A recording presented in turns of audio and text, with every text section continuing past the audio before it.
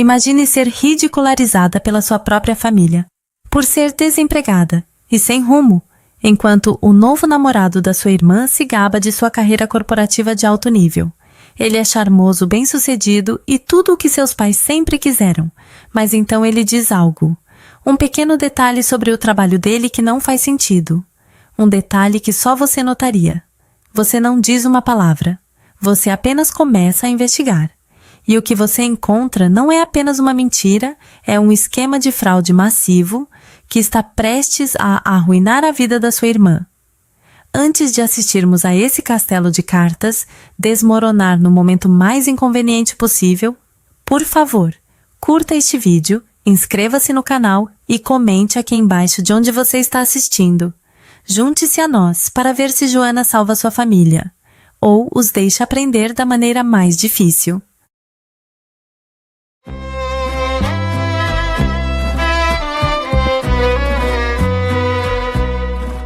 Meu nome é Joana Mendes, tenho 26 anos, e se há uma coisa que aprendi sobre minha família é esta: a imagem vem em primeiro lugar, a verdade vem por último, e eu sou sempre aquela que paga o preço por essa ou essa ordem. Não fiquei surpresa quando as pessoas riram de mim, cresci com isso. As sobrancelhas levantadas, os suspiros, os olhares que diziam: tente mais para ser como todo mundo. Mas nada me preparou para o momento em que um homem que mal me conhecia, o novo namorado da minha irmã, recostou-se na cadeira durante um jantar em família e perguntou se eu ainda estava desempregada, como se fosse o desfecho de uma piada que ele estava esperando para contar. Todos riram. Meu pai até concordou com a cabeça. E por um momento quase deixei passar. Quase engoli do jeito que sempre fiz. Mas a questão sobre humilhação é que às vezes ela te atinge exatamente quando você cansa de fingir que não sente. E às vezes a pessoa que acha que sabe tudo acidentalmente diz uma frase que expõe mais sobre si mesma do que jamais pretendeu. Porque enquanto ele continuava falando, agindo como se entendesse o mundo melhor do que eu jamais entenderia, ele mencionou algo que não se encaixava. Algo que me fez parar de respirar por meio segundo. Algo que ele nunca deveria ter dito na minha frente. Não o confrontei naquela noite. Não levantei a voz, não discuti. Apenas o observei falar. Deixei que todos desfrutassem da risada. Esperei silenciosamente até o momento em que suas próprias palavras voltariam para ele. E quando finalmente voltaram, os rostos deles ficaram pálidos. O jantar aconteceu em uma noite tranquila de domingo. Dirigi de volta para a casa dos meus pais com um aperto familiar no peito, o tipo que sempre surgia quando eu entrava no bairro deles. A rua parecia exatamente a mesma de quando saí para a faculdade. Gramados aparados, caixas de correio combinando casas, fingindo que nada desagradável acontecia atrás das portas. A ilusão estava intacta, polida, rígida. Estacionei, respirei fundo e entrei. Minha mãe estava parada na ilha da cozinha arrumando pratos como se estivesse montando um showroom em vez de uma refeição em família. Ela me cumprimentou com um sorriso que parecia mais uma lista de verificação sendo completada. Ela não perguntou como eu estava. Ela perguntou por que eu estava chegando em cima da hora, como se chegar alguns minutos antes do jantar sinalizasse alguma falha pessoal mais profunda. Eu tinha me acostumado com comentários que pairavam entre educados e críticos, mas eles sempre aterrissavam no mesmo lugar. Minha presença era tolerada nunca bem-vinda. Meu pai estava sentado à mesa lendo uma pilha de correspondências, mal levantando os olhos. Ele me reconheceu com um aceno de cabeça, o esforço mínimo para evitar ser rude. Não havia calor. Nenhuma dica de que ele estava feliz por eu estar lá. Sentei-me silenciosamente como sempre fazia. Alguns minutos depois, minha irmã entrou com um sorriso polido, seguida de perto por seu namorado, Evandro Cardoso, o homem que transformara o mundo deles em um palco para seu charme. Era a primeira vez que eu o via em um ambiente familiar completo. Ele se movia com uma confiança que beirava a performance, como se estivesse fazendo um teste para um papel que já sabia que conseguiria. Meus pais se iluminaram no momento em que ele entrou, suas posturas se endireitando, suas expressões se alegrando. Eu não precisava que ninguém soletrasse. Ele era exatamente o tipo de pessoa que eles queriam reivindicar como parte da família. Nós nos sentamos e a conversa fluiu ao meu redor mais do que comigo. Ouvi minha mãe perguntar a Evandro sobre sua semana, rindo alto demais de suas histórias sem graça. Meu pai o encorajou a compartilhar mais sobre seu trabalho, concordando com a cabeça como se entendesse cada detalhe. Minha irmã irradiava felicidade satisfeita por o holofote se fixar naturalmente em Evandro sem qualquer esforço. Todos estavam participando de uma peça para a qual eu não conhecia o roteiro e eu não tinha interesse em fazer o teste. Mantive a cabeça baixa e foquei em comer, mas a atmosfera era impossível de ignorar. Minha mãe ocasionalmente olhava para mim como se estivesse verificando se eu planejava contribuir com algo impressionante. Meu pai parecia aliviado cada vez que eu permanecia em silêncio. A dinâmica não era nova, mas parecia mais afiada naquela noite, como se todos tivessem concordado de antemão que eu não deveria perturbar a imagem perfeita. Não demorou muito para a atenção da mesa se voltar para mim de qualquer maneira. Sempre voltava. Não era curiosidade, era tradição. Minha família tinha um jeito de me inspecionar sob o pretexto de conversa, procurando por atualizações que confirmassem suas suposições. Eles mediam o progresso nos termos mais simples: cargos, promoções, salários marcos que pudessem mencionar em reuniões sociais. Qualquer coisa que não se encaixasse nesse molde era considerada um passo para trás. Então, quando o momento chegou, veio silenciosa, mas previsivelmente. Evandro virou-se para mim com um olhar que eu já tinha visto em inúmeras pessoas que achavam que me entendiam após 2 minutos de observação. Ele perguntou casualmente sobre meu trabalho. Seu tom leve, quase amigável, mas, por baixo, havia algo mais, um cálculo, uma expectativa de que eu forneceria uma resposta que reforçasse qualquer história que ele já tivesse criado em sua mente. Respondi simplesmente sem oferecer nada extra e observei a expressão dele mudar de maneira sutis. Minha mãe se mexeu na cadeira e o maxilar do meu pai ficou tenso. Eles não disseram nada, mas o silêncio foi suficiente para sublinhar o desconforto deles. Minha irmã evitou o contato visual, ocupando-se com o garfo. O ar ficou mais pesado não pelo que eu disse, mas pelo que eles imaginavam que significava. Evandro aproveitou a mudança de humor como uma oportunidade. Ele se recostou ligeiramente, estudando-me com uma facilidade que parecia praticada. Começou a falar sobre seus projetos mais recentes. Seu trabalho, suas conexões, tecendo tudo de uma maneira que o posicionava como alguém impressionante, realizado, invejável. Minha família ouvia avidamente, absorvendo cada detalhe, como se cada palavra confirmasse que ele era tudo o que eles queriam. Fiquei parada, observando, ouvindo, esperando. Nada dramático aconteceu naquele momento. Sem vozes levantadas, sem discussões, sem confronto. Mas o jeito que ele falava, os termos específicos que usava, as organizações que mencionava de passagem, algo naquilo prendeu minha atenção. Não o suficiente para reagir na hora, mas o suficiente para deixar uma marca. E quando a sobremesa foi servida, eu já sabia que não esqueceria. O clima mudou à medida que a noite ficava mais quieta. Aconteceu de uma maneira que parecia quase ensaiada, como se a noite tivesse finalmente chegado à cena que todos estavam esperando. A conversa derivou, os pratos esvaziaram, e as risadas ao redor da mesa suavizaram em um zumbido de fundo caloroso. Foi quando Evandro se inclinou ligeiramente para a frente, examinando a sala, com a facilidade satisfeita de alguém pronto para ocupar o centro do palco novamente. Reconheci o ritmo. Ele vinha construindo isso a noite toda. Ele fez um comentário sobre ambição, vago o suficiente para parecer inofensivo, pontiagudo o suficiente para pousar exatamente onde ele pretendia. Estava embrulhado em um tom leve, mas o significado por baixo era afiado. Minha mãe riu primeiro, rápida e educada, o tipo de risada que ela usava quando queria encorajar uma certa direção. Meu pai riu concordando. Minha irmã deu um sorriso contido que não chegou aos olhos. A próxima observação veio mais suave e mais direta. Evandro mencionou pessoas que flutuam entre projetos, pessoas que demoram para encontrar propósito, pessoas que não têm empregos de verdade ainda, mas falam como se tivessem. A mesa riu novamente. Mais alto desta vez. Senti cada som me atingir com uma picada familiar. Zombaria disfarçada de união. Diversão construída na suposição de que eu não reagiria. Não respondi. Ainda não. O silêncio sempre foi meu escudo, a coisa que me impedia de alimentar as expectativas deles. Então Evandro virou-se totalmente para mim. Ele não precisou dizer meu nome. A implicação estava clara antes mesmo que as palavras se formassem. Ele perguntou se eu ainda tinha tempo livre durante o dia, uma frase gentil que carregava o peso de um rótulo que eu ouvira mais de uma vez desempregada. Era casual o suficiente para que ele pudesse negar qualquer intenção, mas óbvio o suficiente para que meus pais trocassem olhares de conhecimento. Minha mãe suspirou uma pequena exalação controlada, que sugeria que ela estava esperando por esse momento.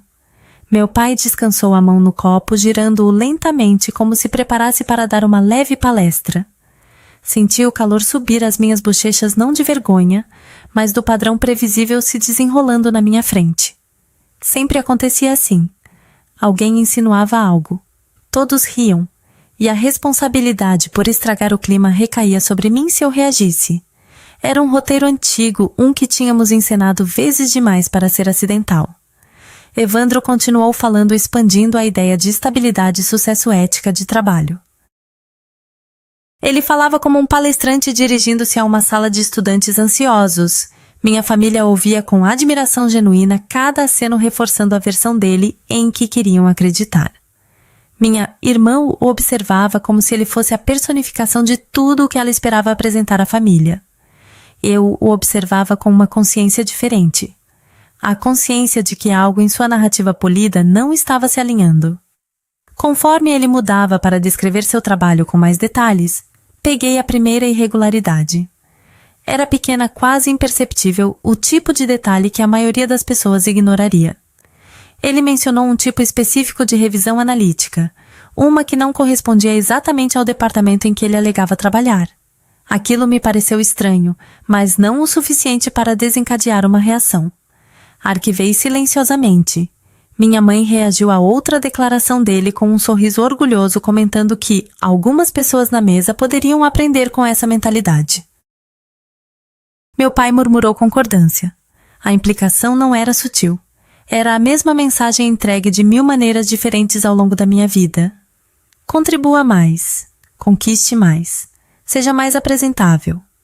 Permaneci em silêncio não por fraqueza, mas porque o silêncio me permitia estudar cada detalhe sem chamar atenção. A confiança de Evandro crescia a cada minuto. Ele falava sobre estratégias, responsabilidades, reuniões com executivos. Ele cobria suas histórias com jargões e referências vagas, o suficiente para impressionar qualquer um que não entendesse os termos. Mas algo em suas explicações parecia suave demais. Curado demais. Como se ele tivesse memorizado pedaços de fontes diferentes e os costurado em uma persona que queria que os outros vissem. Não o chamei a atenção. Não questionei nada. Simplesmente escutei, observei, memorizei. Quando a sobremesa foi servida à mesa, estava totalmente comprometida com a ilusão do sucesso de Evandro, sua inteligência, sua estabilidade. Mas sob a superfície de suas palavras reconheci um padrão, detalhes que não se alinhavam, descrições que contradiziam as anteriores, alegações que pareciam estranhamente vazias. Eu não sabia exatamente o que estava errado ainda, mas sabia de uma coisa. A história dele não era tão à prova de falhas quanto ele queria que todos acreditassem. E essa compreensão silenciosa mudou tudo. Os dias que se seguiram moveram-se com um peso incomum. Voltei para casa depois do jantar sentindo-me drenada de uma forma que não desapareceu durante a noite. Era uma exaustão, um resíduo mental deixado por ter sido empurrada para um papel familiar. Aquele em que se esperava que eu absorvesse o riso, o julgamento, as maneiras sutis como minha família media valor. No entanto, desta vez, algo permaneceu sob a superfície. Algo mais afiado que vergonha ou frustração. Era a curiosidade. O tipo que não vai embora depois que se instala. A primeira inconsistência que notei durante o jantar repetiu-se na minha mente na manhã seguinte, rodando silenciosamente enquanto eu fazia café. Evandro tinha descrito responsabilidades que não existiam no departamento em que ele alegava trabalhar, pelo menos não na estrutura que eu conhecia da minha própria experiência em círculos de consultoria. No começo me perguntei se ele tinha simplesmente exagerado para impressionar meus pais.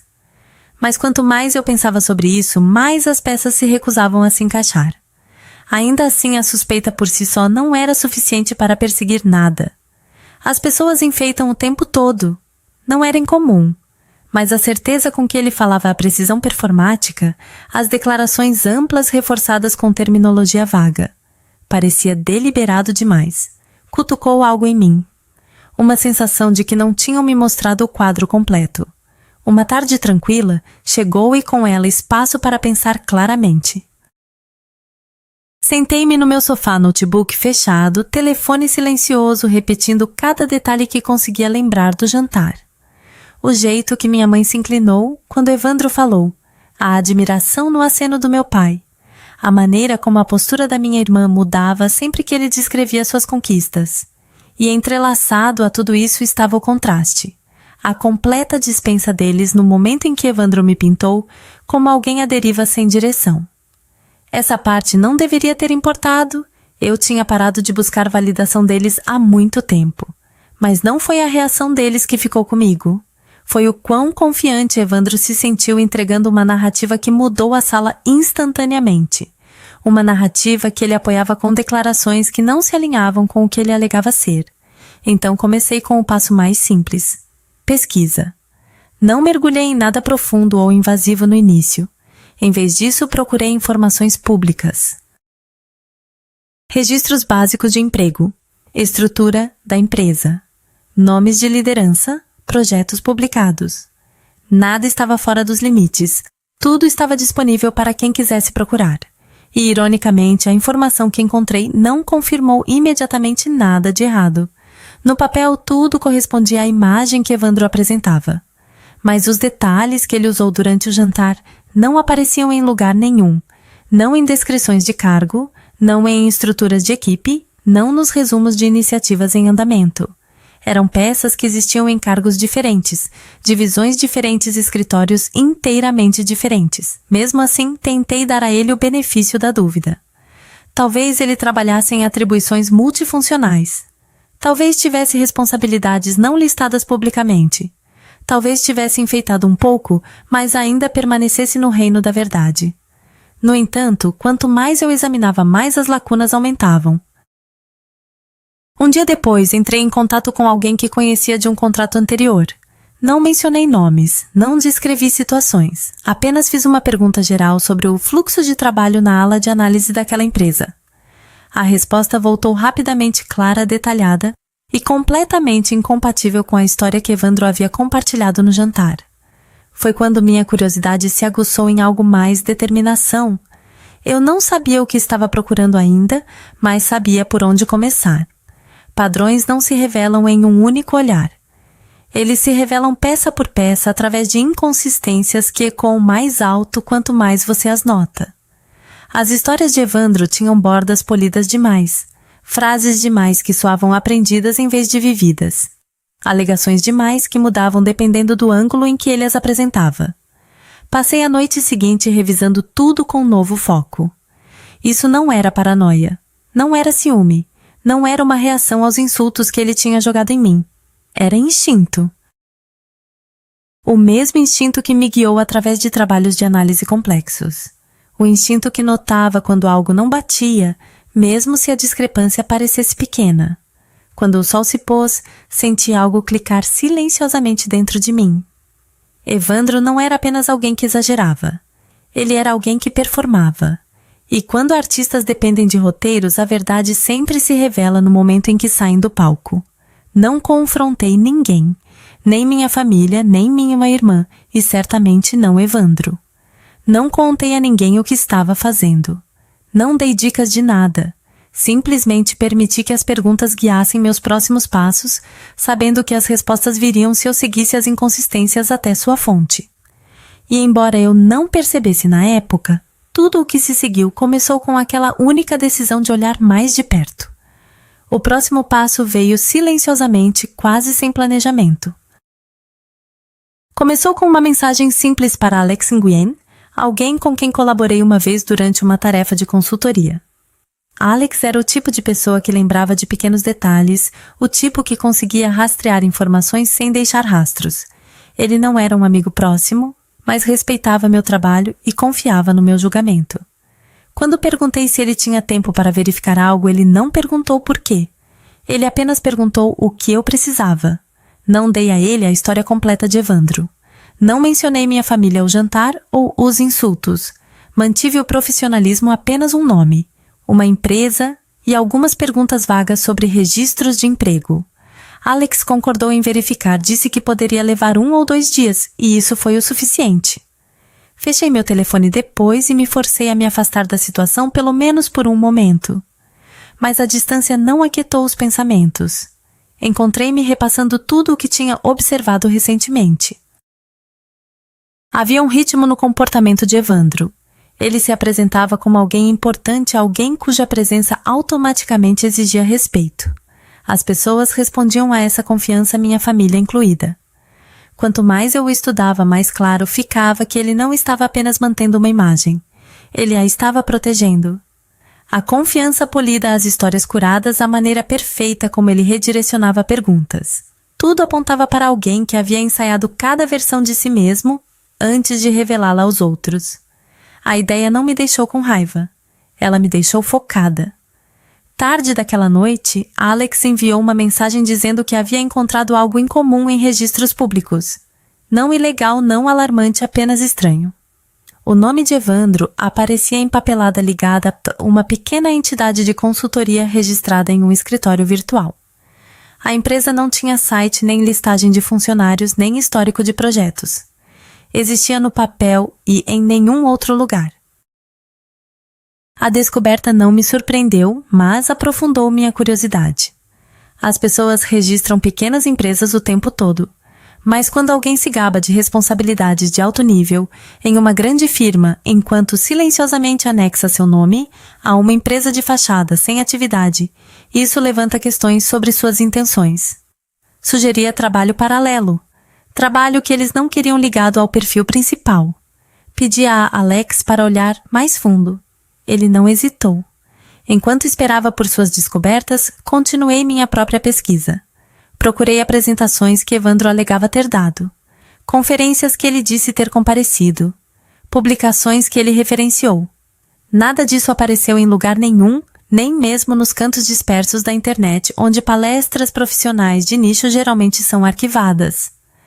Cada alegação parecia limpa na superfície, mas vazia por baixo como uma vitrine sem estoque. Quanto mais eu olhava, mais as inconsistências se empilhavam umas sobre as outras. No dia seguinte, Alex enviou uma atualização mais longa. Ele havia conseguido rastrear pequenas transações ligadas à empresa de fachada, depósitos irregulares espaçados ao longo de vários meses. As quantias variavam, mas todas pareciam vir de contas pessoais sob nomes diferentes.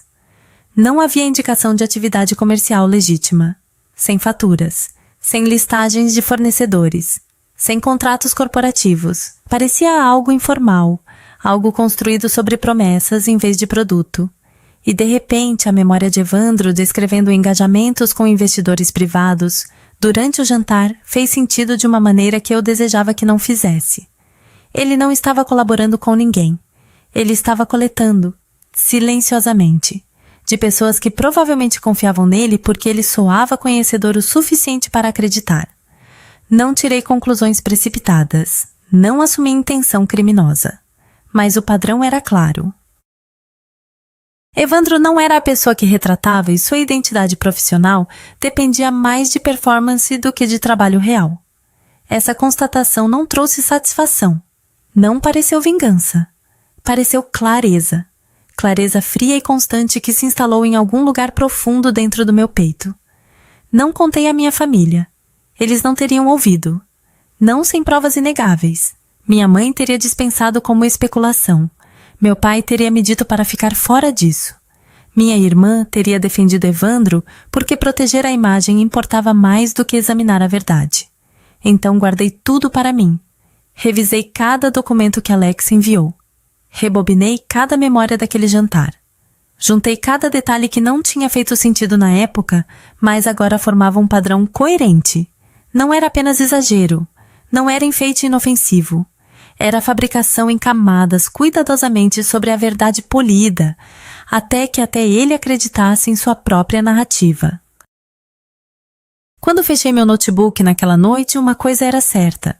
O que quer que Evandro estivesse construindo nos bastidores não era estável, não era sustentável e não era inofensivo. E quer minha família quisesse encarar ou não, a verdade viria à tona de uma maneira ou de outra. O convite de casamento chegou mais cedo do que eu esperava. Um envelope creme com letras douradas apareceu na minha caixa de correio endereçado com cuidado, como se a formalidade pudesse disfarçar tudo por baixo. Abri sem hesitação. O nome da minha irmã estava impresso no topo em letra elegante, pareado com o de Evandro em uma fonte correspondente. O cartão listava uma data, um local e um pedido para que os convidados comparecessem a uma celebração de novos começos. Encarei aquilo por mais tempo do que o necessário. Não por sentimentalismo, mas por uma consciência silenciosa do que o evento se tornaria. No dia seguinte, enviei meu RSVP online. Marquei comparecerá. Fechei meu notebook e deixei o e-mail de confirmação sem ler. Não foi uma decisão emocional. Não foi impulsionada por despeito ou desejo de perturbar nada. Foi prática. Se haveria um momento em que todas as peças convergiriam, seria lá, no lugar onde as aparências mais importavam para minha família. O silêncio se seguiu. Meus pais não entraram em contato para perguntar se eu planejava ir. Minha irmã não mandou mensagem para compartilhar empolgação ou perguntas logísticas. Todos seguiram em frente com suas vidas como se o jantar nunca tivesse acontecido, como se a distância entre nós fosse algo natural, em vez do resultado de escolhas feitas naquela mesa. Não me importei com o silêncio. Ele me deu espaço para pensar, para observar, para planejar. Alguns dias depois, uma mensagem de Alex Nguyen apareceu no meu telefone. Ele havia encontrado algo novo nos registros, algo que mudou a situação de suspeita para séria. Abri o arquivo que ele enviou, rolando listas de transações, carimbos de data e hora e planilhas que ele havia reorganizado para clareza. Os depósitos na empresa de fachada de Evandro não eram aleatórios. Eles formavam um padrão quando organizados cronologicamente. As quantias aumentavam gradualmente, depois disparavam, depois nivelavam. Pareciam rodadas encenadas de arrecadação de fundos pessoal em vez de renda de trabalho legítimo. A parte mais alarmante veio a seguir. Alex havia rastreado 2 dos pagamentos recebidos de volta a indivíduos que haviam entrado com disputas de pequenas causas no passado por investimentos não devolvidos. Nada grande, nada publicamente ligado a Evandro, mas o suficiente para mostrar uma conexão entre sua atividade privada e participantes descontentes. Não era evidência definitiva de irregularidade, mas sugeria uma estrutura construída sobre promessas em vez de resultados. Fiquei sentada imóvel depois de ler o arquivo, absorvendo cada detalhe com um foco calmo que surpreendeu até a mim. Não era mais apenas sobre expô-lo. Não era nem mesmo sobre proteger minha família de constrangimento, uma preocupação que eu há muito deixara de carregar. Era sobre reconhecer o dano que ele era capaz de causar se ninguém interviesse. Uma semana antes do casamento, o local enviou um e-mail em massa, lembrando os convidados sobre a programação. Minha irmã encaminhou para o grupo da família adicionando uma mensagem curta sobre código de vestimenta e instruções de estacionamento. Respondi com um simples reconhecimento. Ela reagiu com um emoji de polegar para cima. Nada mais. Foi o maior contato que tivemos desde o jantar. No dia do jantar de ensaio, recebi outro arquivo de Alex. Este continha algo diferente. Capturas de tela de um fórum online onde usuários discutiam oportunidades de investimento privado. Um perfil que correspondia ao estilo de escrita de Evandro aparecia repetidamente promovendo um projeto de escrito com chavões, mas sem documentação transparente. Alguns usuários o elogiavam. Outros questionavam a legitimidade de suas alegações. Um mencionou perder uma quantia significativa de dinheiro. O post datava de quase 2 anos atrás. Isso foi o suficiente. Não o suficiente para as autoridades agirem. Não o suficiente para acusá-lo publicamente sem contexto, mas o suficiente para eu entender a escala do que ele estava tentando construir e o perigo em que minha irmã estaria entrando ao amarrar sua vida à dele. Não fiz um plano no sentido tradicional. Não houve longos ensaios, nenhuma construção dramática, nenhum monólogo ensaiado. Simplesmente reuni tudo. Cada documento, cada inconsistência, cada pedaço de informação que Alex descobriu e armazenei em uma única pasta. Fatos não precisavam de enfeites. Eles só precisavam do momento certo. O casamento proporcionou esse momento. Coloquei a pasta na minha mesa naquela noite organizada e pronta. Não me senti heróica, ansiosa ou vingativa. Senti-me firme, ancorada pela compreensão de que a verdade não requer teatro. Requer apenas tempo. E quando esse tempo chegasse, eu pretendia estar preparada. A manhã do casamento chegou com uma quietude estranha. Dirigi até o local sem pressa, seguindo a longa estrada em direção ao vinhedo onde a cerimônia aconteceria. O céu estava baixo, um cinza suave que não combinava com as decorações festivas ao longo do caminho. Os convidados moviam-se em grupos coordenados, ajeitando ternos, alisando vestidos, rindo levemente. Caminhei sozinha carregando nada além de uma pequena bolsa com a pasta dentro. Não era pesada, mas sua presença me ancorava. A cerimônia começou sem demora. Minha irmã caminhou pelo corredor parecendo radiante e esperançosa alheia. Evandro estava esperando com confiança praticada, usando um sorriso que parecia esculpido no lugar. Aplausos subiram quando ela o alcançou. Votos foram trocados. Anéis deslizaram para o lugar. Câmeras brilharam. Tudo se desenrolou suavemente e perfeitamente como uma performance projetada para um vídeo de melhores momentos. Então veio a recepção. Mesas cheias, taças tilintando, conversas sobrepostas. Meus pais flutuavam pela sala cumprimentando convidados radiantes de orgulho. Minha irmã e Evandro fizeram sua entrada, recebendo parabéns de todas as direções. Eles pareciam o casal perfeito. A história de sucesso perfeita. E talvez fosse por isso que o momento parecia certo. Porque ilusões são mais vulneráveis quando as pessoas acreditam nelas ao máximo. Esperei até que os discursos terminassem e os convidados começassem a se dirigir ao buffet. Caminhei em direção ao casal recém-casado com passos firmes. Sem pressa. Sem hesitação. Minha irmã me viu primeiro. Ela pareceu surpresa, quase aliviada, como se minha presença significasse algo bom. Evandro notou apenas quando parei na frente deles. Não levantei a voz, não criei uma cena. Simplesmente abri a pasta e a estendi. Ele olhou para os papéis, depois para mim, a confusão passando pelo rosto dele. Minha irmã se inclinou para ver o que eu estava mostrando a ele. A expressão dela mudou lentamente. Primeiro curiosidade, depois confusão, depois uma rigidez que se espalhou como geada. Dentro da pasta estavam documentos que Alex havia verificado. Padrões financeiros, registros públicos, resumos de disputas, capturas de tela de fóruns, nada enfeitado, nada especulativo. Apenas a verdade organizada em ordem clara. A postura de Evandro rachou imediatamente. A confiança drenou de sua postura, substituída por um lampejo de pânico que ele não conseguia mascarar. A boca dele se apertou, as bochechas coraram. Ele buscou desculpas que desmoronaram antes que pudessem se formar. Minha irmã recuou ligeiramente, a respiração irregular. Os convidados ao nosso redor começaram a notar a tensão, suas conversas diminuindo em murmúrios cautelosos. Meus pais se aproximaram, as expressões mudando de irritação para alarme quando viram os papéis. Não expliquei. Não acusei. Não narrei as ações dele. Disse apenas uma frase. Calma firme e inegável. Você deve saber com quem se casou.